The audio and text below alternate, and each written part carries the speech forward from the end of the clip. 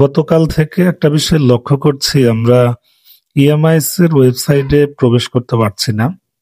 সঠিকভাবে ইএমআইএস এর ওয়েবসাইটে ভিজিট করার চেষ্টা করলেও সেটি আসলে সম্ভব হচ্ছে না, মানে সার্ভার লোডই নিচ্ছে না।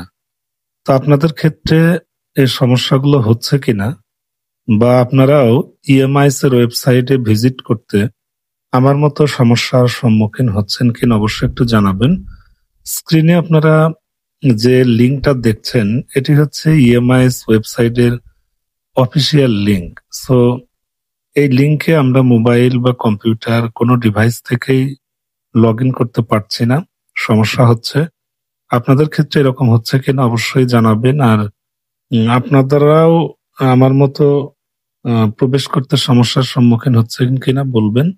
আসলে প্রত্যেকেরই এই মুহূর্তে ইএমআইএস এর ওয়েবসাইটে ভিজিট করা প্রয়োজন, কারণ আপনারা জানেন যে এই মাস থেকেই কিন্তু এমপিওভুক্ত শিক্ষক কর্মচারীরা তাদের যে ইনক্রিমেন্ট, তারপরে বিশেষ সুবিধা, তো এগুলো কিন্তু যুক্ত হয়েছে, এবং কার কত টাকা বেতন হয়েছে ব্যাপারগুলো কিন্তু প্রত্যেকের দেখা অত্যন্ত জরুরি হয়ে পড়েছে। কিন্তু দুঃখের বিষয় হলো আমরা এই মুহূর্তে অর্থাৎ প্রয়োজনের সময়ে কিন্তু ইএমআইএস এর সার্ভারে প্রবেশ করতে পারছি না। আমরা জানি যে একটা নির্দিষ্ট সময় পর উক্ত সমস্যার সমাধান হয়ে যাবে, এবং সেটাই আশা করি অতি দ্রুত যেন সার্ভারের যে সমস্যা আছে সেটি দূর হোক। আপনাদের ক্ষেত্রে এরকম হচ্ছে কিনা অবশ্যই একটু অবগত করবেন। আর যখনই আপনারা ইএমআইএস এর সার্ভারে লগ ইন করতে পারবেন অবশ্যই কমেন্ট করে জানাবেন, এবং আমি নিজেও চেষ্টা করব যে কিছুক্ষণ পর বা কালকেও যদি প্রপারলি লগ ইন করতে পারি বা ভিজিট করতে পারি, তাহলে অবশ্যই আপনাদেরকে সেটি জানিয়ে দেওয়ার চেষ্টা করব।